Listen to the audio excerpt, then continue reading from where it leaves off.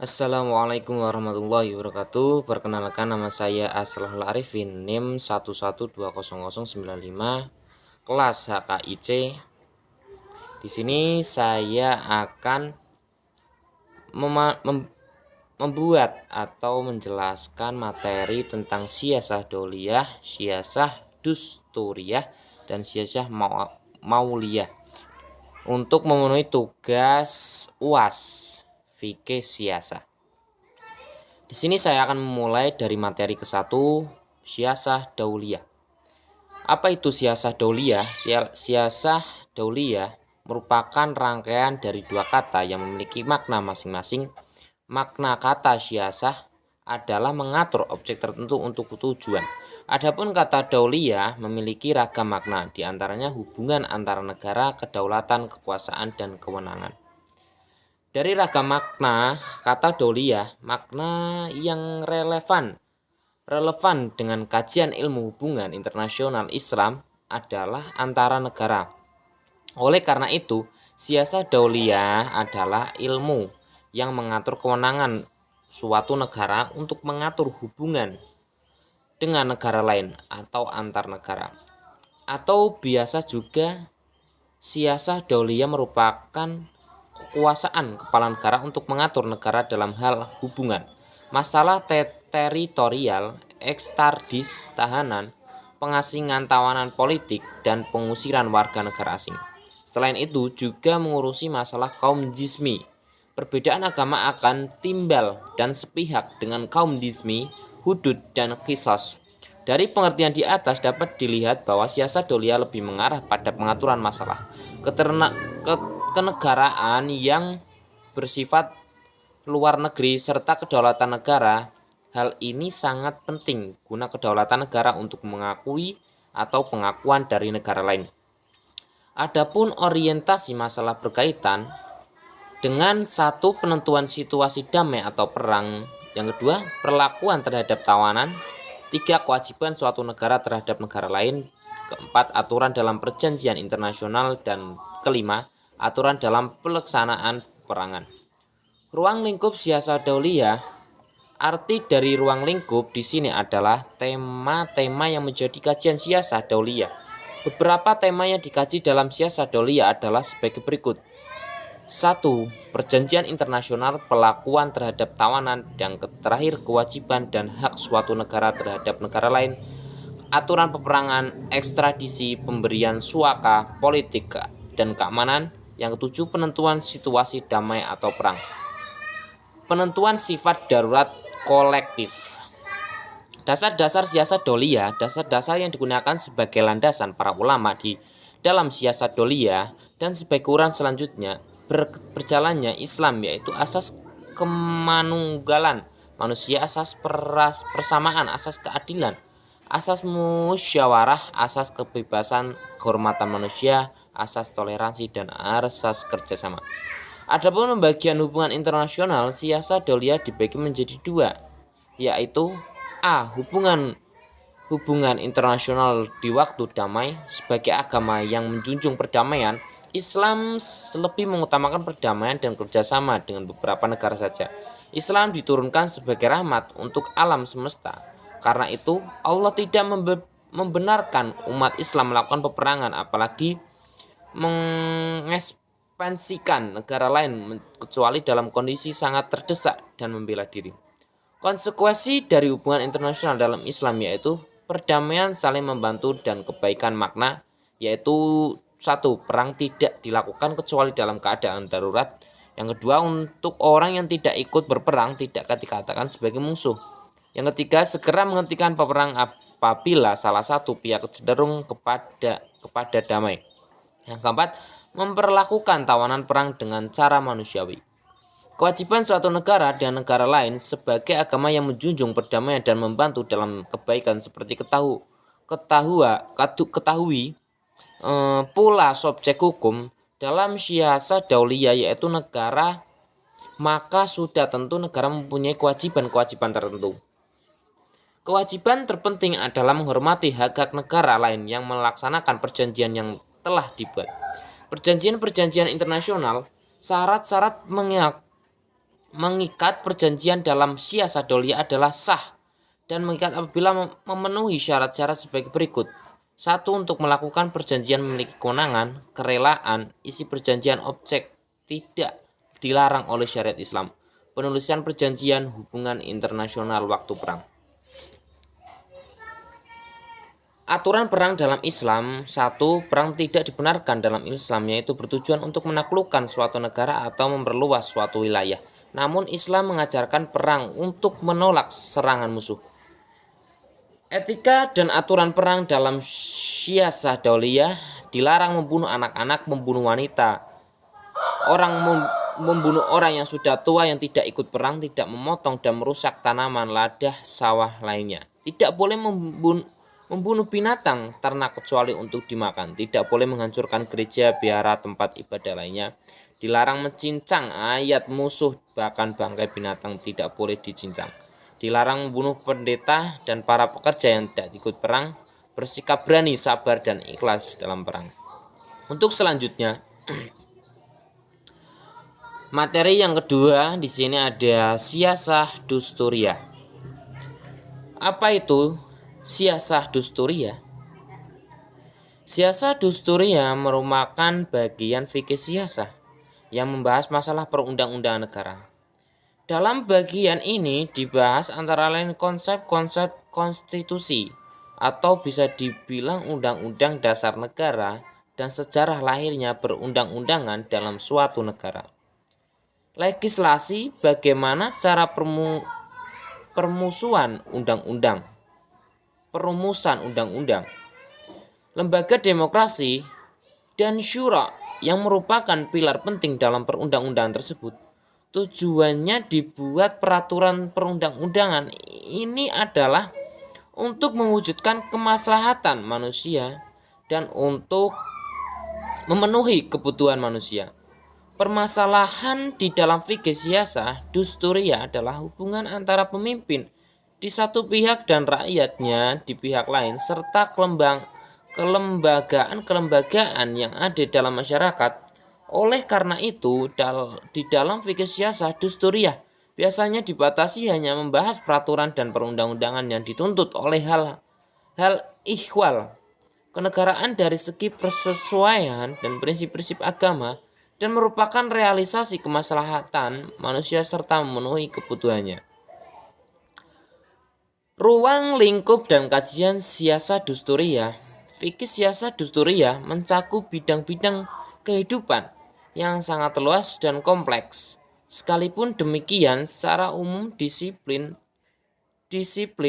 ini meliputi hal-hal sebagai berikut. 1. Persoalan dan ruang lingkup pembahasan. Persoalan imamah, hak dan kewajibannya. Persoalan rakyat, status dan haknya. Persoalan bai'at. Persoalan waliyul ahdi. Persoalan perwakilan, persoalan ahli-ahli al-waqih. Dan yang kedelapan, persoalan wizarah atau perbandingannya apabila dilihat dari sisi lain fikih siyasah dusturiyah dapat dibagi menjadi 1. Bidang siyasah tasyri'iyah termasuk di dalam persoalan ahlal wal perkawinan, perwakilan persoalan rakyat. Hubungan musliman dan non-muslim di dalam suatu negara, suatu undang-undang dasar dan undang-undang peraturan pelaksanaan, peraturan daerah dan sebagainya. Yang kedua, bidang-bidang siyasah tahfidiyah termasuk di dalam persoalan imamah, persoalan baiyah, wuzarah, waliyah al-ahdi dan lain-lainnya. Yang ketiga, bidang siyasah qadiyah termasuk di dalam masalah peradilan. Bidang siyasah idariyah termasuk di dalam masalah-masalah administratif dan kepegawaian. Sesuai dengan tujuan mencapai kemaslahatan bagi seluruh manusia, maka negara mempunyai tugas-tugas penting untuk merealisasikan tujuan tersebut. Ada 3 tugas utama yang dimainkan oleh negara. Dalam hal ini, menciptakan perundang-undangan yang sesuai dengan ajaran Islam. Untuk melaksanakan tugas ini, maka negara memiliki kekuasaan legislatif atau al-sudhah al-tashri'iyah. Dalam hal ini, negara memiliki kewenangan untuk melakukan interpretasi atau analogi dan inferensi atas nas Al-Quran dan hadis. Melaksanakan undang-undang. Untuk melaksanakannya, negara memiliki kekuasaan eksekutif atau sultah al-tahfidiyah. Di sini di negara memiliki kewenangan untuk menyebarkan atau mengaktualisasikan dan perundang-undangan yang telah dirumuskan tersebut. Mempertahankan hukum dan perundang-undangan yang telah diciptakan oleh lembaga legislatif. Tugas ini dilakukan oleh lembaga yudikatif atau al-sultah al-qadiyah. Al-ahal al-hal wal-aqad. Pengertian dari ahal al-waqad secara harfiah al-ahla al-hal al-wal-aqad berarti seorang yang dapat memutuskan dan mengikat.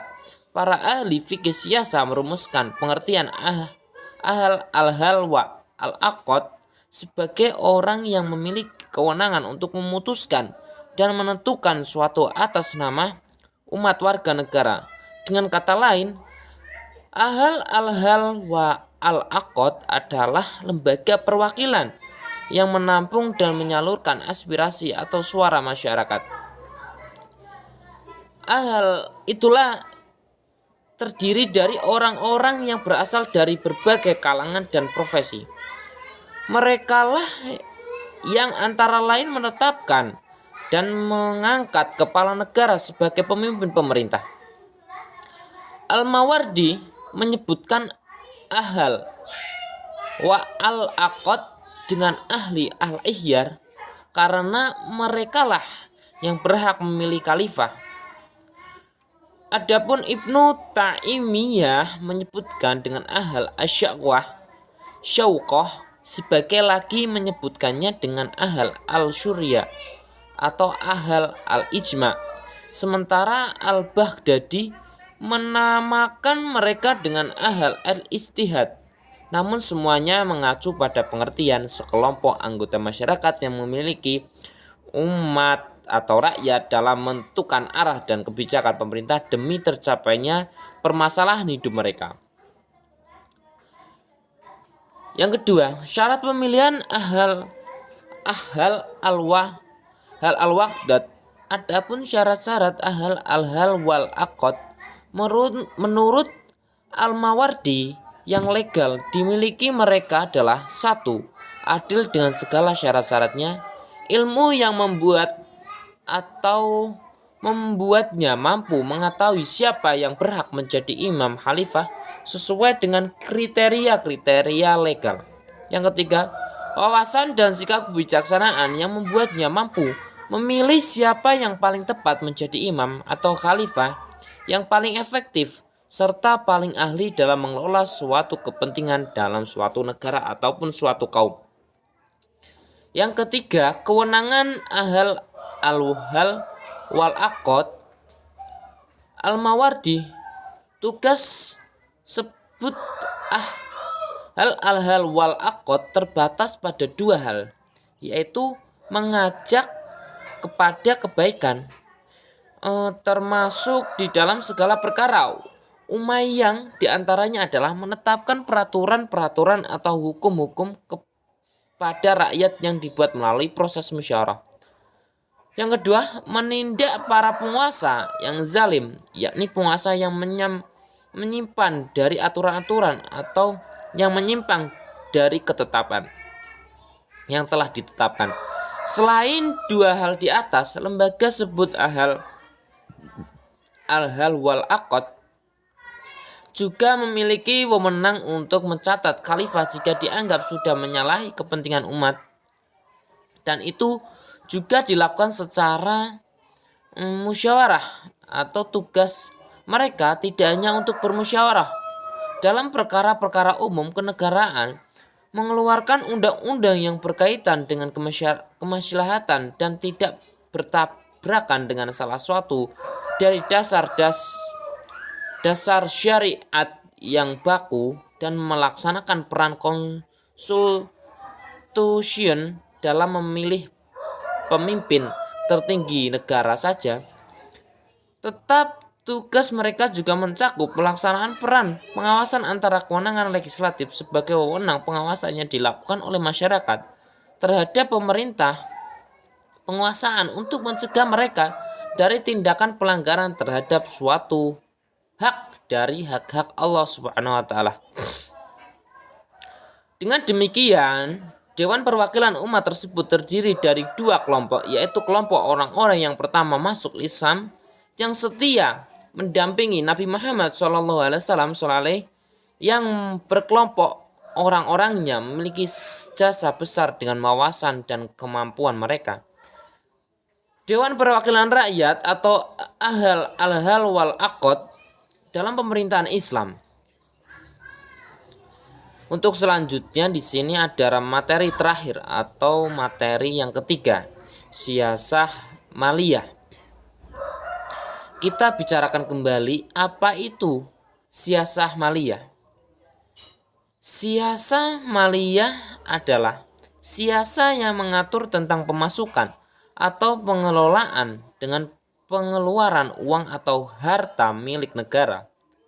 Secara terminologi, siasah maliyah adalah mengatur segala aspek pemasukan dan pengeluaran keuangan yang ada atau yang sesuai dengan permaslahatan umum tanpa menghilangkan hak individu yang menyia-nyiakannya. Siasah maliyah merupakan salah satu bagian yang terpenting dalam sistem pemerintah Islam karena menyangkut tentang anggaran, pendapatan, dan belanja suatu negara. Siasah maliyah membicarakan bagaimana cara-cara kebijakan yang diambil dalam rangka untuk mengatur kemaslahatan masyarakat, di antaranya mengatur hubungan dengan masyarakat yang menyangkut harta. Dengan demikian, pendapatan dan pengeluaran negara harus diatur dengan baik, karena keuangan negara berperan penting dalam kemaslahatan masyarakat. Ketika keuangan diatur dengan baik, dampaknya akan menyejahterakan penduduk negara dalam hal ekonomi, kemiliteran, dan lain-lain. Yang kedua di sini B, untuk sumber keuangan negara. Sumber keuangan negara menurut Abu Yusuf sebagai dikutip dalam Tim Hasbi As-Siddiqi meliputi khumus al-ghanaim, sedekah, dan kharaj. Beberapa istilah yang digunakan Abu Yusuf tentang sumber keuangan negara yang sebagian besar tetap terpakai dalam tatanan perundang-undangan negara Islam hingga saat ini adalah zakat, khumus al-ghanaim, al-fa'ajiizah, usyura al-ti'irjah, dan pajak serta sumber-sumber lainnya. 1. Zakat. Khumus al-ghanaim, harta ghanimah, jamak atau ghanaim adalah harta yang diperoleh umat Islam melalui jalur peperangan. Islam membolehkan umatnya merampas harta musuh yang kalah dan dalam peperangan. Pembagian harta ghanimah diatur oleh Subhanahu wa taala dan Rasulnya. Yang kedua, fa'i. Fa'i adalah harta yang diperoleh dari musuh tanpa peperangan. Pada prinsipnya harta fa'i dibagikan untuk pemasukan Islam. Setelah terlebih dahulu dikeluarkan hak Allah Subhanahu wa taala, Rasul, karibat, anak yatim, fakir miskin, dan ibnu sabil. Yang ketiga, ji'izah. Ji'izah adalah pajak kepala yang dibayarkan oleh penduduk dari al-Islam yang bukan muslim kepada pemerintah Islam. Ji'izah ini dimaksudkan sebagai wujud loyalitas atau mereka kepada pemerintah Islam dengan konsekuensi dari perlindungan, rasa aman yang diberikan pemerintah Islam untuk mereka, meskipun ji'izah merupakan pajak kepada kepala yang harus diberikan setiap non-muslim. Ahal al-zimmi yang baligh, yang berakal, laki-laki dan mampu berperang, mereka mendapat dispensasi terbebas dari kewajiban tersebut apabila tidak mampu membayarnya. Yang keempat, unsur al-tijarah. Unsur al-tijarah adalah pajak perdagangan yang dikenakan kepada non-muslim yang melakukan transaksi bisnis di negara Islam. Pajak berpandangan ini tetap diperlakukan dalam dunia perdagangan internasional hingga sekarang. Yang kelima, di sini adalah kharaj. Kharaj secara sederhana dapat diartikan sebagai pajak tanaman atau pajak bumi. Pajak tanah ini dibebaskan antara tanah non-muslim dan dalam hal-hal tertentu juga dapat dibebaskan antara atau atas umat Islam. Di sini pengeluaran dan belanja negara. Prinsip utama pengeluaran dan belanja negara adalah untuk mewujudkan kesejahteraan masyarakat dalam menolongnya dari kesusahan hidup serta untuk kepentingan negara sendiri. Tercapai kesejahteraan masyarakat merupakan langkah awal atau signifikan menuju kesejahteraan negara Islam. Welfare state. Ini diawali dengan cukupnya materi atau beda satu sisi dan meningkatkan kehidupan spiritual masyarakat pada sisi lain. Di sini letak uniknya kesejahteraan dalam Islam yang mengutamakan kesejahteraan material duniawi, namun tidak dipentingkan dalam memperhatikan dalam Islam. Dalam kerangka pula pendapatan atau pengeluaran dan belanja negara Islam berjalan sepanjang sejarah dan mesti dikembangkan pada masa sekarang dan yang akan datang. Mengenai pembelanjaan dan pengeluaran negara, sebagaimana dijalankan dalam sejarah pemerintah Islam, harus mempertimbangkan keuntungan negara dan warganya, yaitu satu, untuk orang-orang fakir miskin. Kedua, untuk meningkatkan profesionalisme tentara dan rangka pertahanan dan keamanan negara. Yang ketiga, untuk meningkatkan supremasi hukum. Yang keempat, untuk membiayai sektor pendidikan dalam rangka mencapai sumber daya manusia yang bertakwa dan berilmu pengetahuan yang luas. Untuk membayar gaji pegawai dan pejabat negara, untuk pengembangan infrastruktur dan sarana prasarana fisik untuk meningkatkan kesejahteraan masyarakat, dan untuk mewujudkan kesejahteraan umum dan pemerataan pendapat dan kekayaan. Pengelolaan dan pendistribusian keuangan negara yang sebenarnya bukan hanya terbatas pada yang disebutkan di atas. Mengingat dalam pengeluaran dan belanja negara tidak terlepas dari masa sumber pendapatan negara itu berasal. Di antaranya pos-pos pengeluaran dan belanja negara yang terpenting adalah: 1. Memberantas kemiskinan. Yang kedua, pertahanan negara, pembangunan hukum, pembangunan infrastruktur dan fasilitas sosial, dan yang terakhir pendidikan. Mungkin sekian penjelasan dari saya. Apabila ada salah kata yang saya ucapkan atau tidak sesuai dengan kebenaran yang telah ada, atau saya membaca kesalahan dalam kata-kata yang sulit untuk diejakan, dari saya memohon maaf. Mungkin sekian dari saya. Assalamualaikum warahmatullahi wabarakatuh.